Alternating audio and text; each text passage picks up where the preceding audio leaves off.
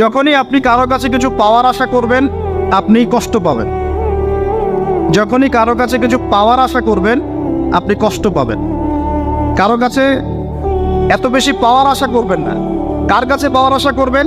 আল্লাহর কাছে, যে আমি এই কাজটা করছি, আল্লাহ আমাকে পুরস্কার দিবে ইনশাআল্লাহ। আমি আত্মীয়তার সম্পর্ক বজায় রাখছি কেন? আল্লাহর কাছে রিজিকে বরকতের আশায়, আল্লাহর সন্তুষ্টির জন্য। মনে রাখবেন প্রিয় ভাইয়েরা, আমল কবুল হওয়ার শর্ত মোটামুটি তিনটা। কয়টা? 1 নাম্বার, আমলগুলো হতে হবে আল্লাহর সন্তুষ্টির জন্য। 1। 2 নাম্বার, আমলটা হতে হবে রাসূলুল্লাহ সাল্লাল্লাহু আলাইহি ওয়াসাল্লামের পদ্ধতিতে, অন্য কারো পদ্ধতিতে নয়। 3 নাম্বার, আমলটা করার জন্যে আপনার রিজিকটা হতে হবে হালাল। হারাম রিজিকের আমল আল্লাহর কাছে কবুল হয় না। আল্লাহ পাক আমাদের সবাইকে হালাল রিজিকের ব্যবস্থা করে দিন এবং রিজিকটাকে প্রশস্ত করুন, আমিন। তো রিজিক লেখা হয়ে গেছে 2। 3 নাম্বার লেখা হয়ে গেছে এ ব্যক্তি কি কি কাজ করবে দুনিয়ায়, এ ব্যক্তি দুনিয়ায় কি কি কাজ করবে সব লেখা হয়ে গেছে। এখন যদি একটা চোর বলে যে আল্লাহ পাক আমার তাকদিরে লিখেছিলেন যে আমি চুরি করব, তাই আমি চুরি করেছি।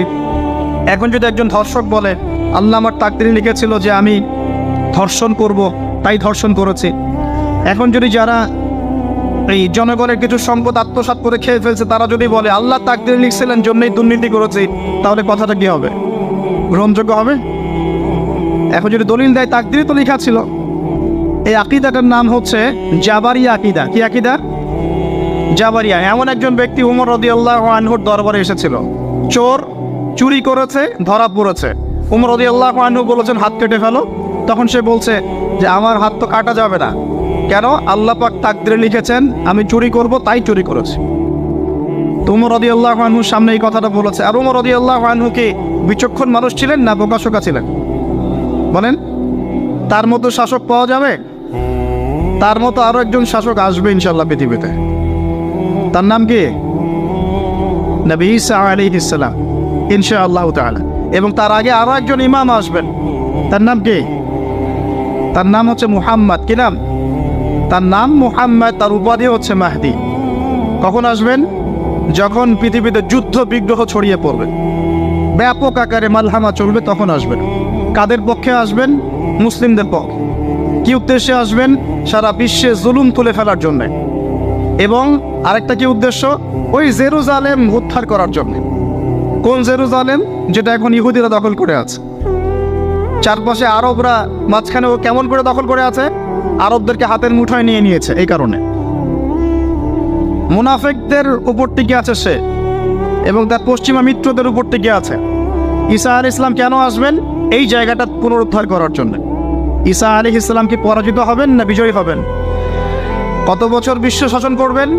40 বছর। এগুলো হবে বিশ্বে, এগুলো হওয়া এখনো বাকি আছে। আরো কি হবে? মুসলিমরা কনস্ট্যান্টিনোপল আবার জয় করবে। এই কনস্ট্যান্টিনোপলের মধ্যে ফিতনা দেখা দিবে অচিরেই, মুসলিমরা ওইটা আবার দখল করবে ইনশাআল্লাহ তাআলা। আরো কি হবে? বললাম ভূমিকম্পের বছরগুলো আসবে সামনে, এবং মুতায়নুন শাদীদ, মহামারীও আসবে। আরো কি? বড় বড় 3টা ভূমিকম্প বাকি আছে এখনো। আগে বলেছি লেকচারে, একটা পৃথিবীর পূর্বে, একটা পশ্চিমে, একটা মাঝখানে। এগুলো এখনো বাকি আছে। বিশ্বে অনেক কিছু হওয়া এখনো বাকি আছে। এখন যা দেখছি এগুলোই স্বপ্ন। এগুলো চলে যাবে, সময় কি হবে? চলে যাবে। আরো নতুন সময় আসবে ইনশাআল্লাহ তাআলা। আমাদের দায়িত্ব কি? আমাদের দায়িত্ব পরিস্থিতি বুঝে দিন ধরে রাখা, আমল করা এবং মানুষকে দিনের দিকে আহ্বান করা। আমরা যদি দায়িত্ব পালন না করি তাহলে কি হবে? আল্লাহ পাক আমাদেরকে সরিয়ে দিয়ে নতুন কওম নিয়ে আসবেন। আল্লাহ পাক সূরা মুহাম্মাদে বলেছেন ওয়া ইন তাতাওয়াল্লাউ, তোমরা যদি মুখ ফিরিয়ে নাও, ইয়াস্তাবদিল কওমান গায়রাকুম, আল্লাহ পাক নতুন কওমকে তোমাদের জায়গায় স্থলাভিষিক্ত করবেন। সুম্মা লা ইয়াকুনু আমসালাকুম, তারা তোমাদের মতো হবে না, মানে আমাদের মতো অপদার্থ হবে না। তোমার বিজয়ের শর্ত কি? আল্লাহ সূরা মুহাম্মাদেই বলেছেন ইন তানসুরুল্লাহ ইয়ানসুরুকুম, তোমরা আল্লাহর দ্বীনকে সাহায্য করো, তবেই আল্লাহ তোমাদেরকে সাহায্য করবে। ওয়া ইউসাব্বিত আকদামাকুম, তোমাদের পা আল্লাহ দৃঢ় করে রাখবেন। আমরা আল্লাহকে সাহায্য না করলে আল্লাহ পাক আমাদেরকে সাহায্য করবেন না। সিম্পল। আল্লাহ পাক সূরা রাদের মধ্যে বলছেন ইন্নাল্লাহা লা ইউগাইয়িরু মা বিকওমিন হাত্তা ইউগাইয়িরু মা বিআনফুসিহিম, আল্লাহ পাক কোনো কওমের অবস্থা ততক্ষণ পরিবর্তন করেন না যতক্ষণ না সেই কওম তার নিজের অবস্থার পরিবর্তনের চেষ্টা করে। তাহলে আমাদের পরিবর্তন কেন হচ্ছে না? কারণ আমরা নামাজ ছেড়ে দিয়েছি। 90% মুসলিমের দেশে কত পার্সেন্ট নামাজ পড়ে চিন্তা করে দেখবেন। আমরা কোরআন ছেড়ে দিয়েছি, 90% মুসলিমের দেশে কত পার্সেন্ট বিশুদ্ধ করে কোরআন তেলাওয়াত করতে পারে একটু খোঁজ নিয়ে দেখবেন। কোরআন শুমারি করে দেখেন, নামাজ শুমারি করে দেখেন, তাহলে বুঝতে পারবেন। আর যারা কোরআন পড়তে জানে তাদের মধ্যে কত পার্সেন্ট কোরআনের অর্থটা বোঝে, এটা আরো বড় বিষয়। তারপরে আবার কারা মেনে চলে, এটা আরো বড় বিষয়। আর আমরা কতজন মানুষ দিন ইসলামকে সামগ্রিক দিন হিসেবে মানি, এটাও একটা বড় বিষয়। আমরা মানি ঠিকই, আংশিক। যেমন ইবাদত বন্দেগীর জীবনে মুসলমান, অর্থনৈতিক জীবনে গিয়ে আবার সুদখোর, এমন না বিষয়টা? ইবাদত বন্দেগীর জীবনে আমি পাক্কা মুসলিম, কপালে সেজদার দাগ আছে মাশাআল্লাহ, দাড়ি টুপিও আছে মাশাআল্লাহ, কিন্তু ব্যবসায় গিয়ে মাপে কম দিচ্ছি না, ব্যবসায় গিয়ে আমি আরাম ভেজাল দিচ্ছি কিনা, এরকম হচ্ছে কিনা? হচ্ছে, কিন্তু সে কিন্তু মুসলিম এবং নামাজও পড়ে। তা আমাদের সমস্যা ভাই এখানেই। এখন এই সমস্যাটা সলভ করলে ইনশাল্লাহ সব সমস্যা সলভ হয়ে যাবে ইনশাল্লাহ। সমস্যাটা কি, আমরা ইসলামটাকে আংশিকভাবে মানি, পরিপূর্ণ জীবনে ইসলাম বাস্তবায়ন করতে পারছি না। আপনি হয়তো কেউই পারছি না, ফখর করলে বলার নাই যে আমি খুব পারছি, আসলে আমিও পারছি না। কারণ এই যুগে এটা পারাটা খুব ডিফিকাল্ট, এই যুগে পারাটা কি খুবই কঠিন। কিন্তু এটাই তো এই যুগের চ্যালেঞ্জ। নবীজি বলেছেন তোমাদের সামনে এমন যুগ আসছে যে যুগে ঈমান ধরে রাখাটা হাতের মধ্যে আগুন ধরে রাখার মতো হবে।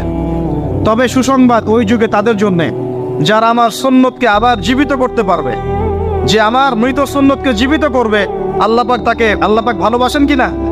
তাহলে এই পুরো মহাবিশ্ব সৃষ্টি করে আল্লাহ পাক কি মহাবিশ্বের মধ্যে ভালোবাসা ছড়িয়ে দেন নাই? আল্লাহ রাব্বুল আলামিন 6 দিনে মহাবিশ্ব সৃষ্টি করে মহাবিশ্বের সব জায়গায় যার যার কাজ তাকে বুঝিয়ে দিলেন।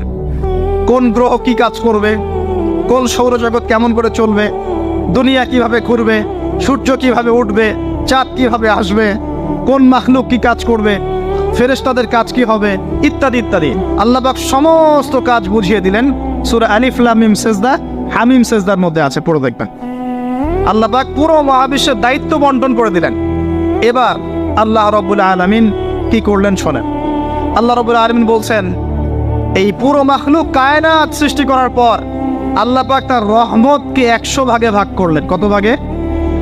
আল্লাহ পাকের দয়া, রহমত, ভালোবাসাকে 100 ভাগে ভাগ করলেন। ভাগ করে মাত্র এক ভাগ আল্লাহ পাক পুরো মহাবিশ্বে ছড়িয়ে দিলেন, বলেন সুবহানাল্লাহ। বাকি 99 ভাগ রহমত আল্লাহ পাক তার কাছে রাখলেন। এই এক ভাগ ভালোবাসার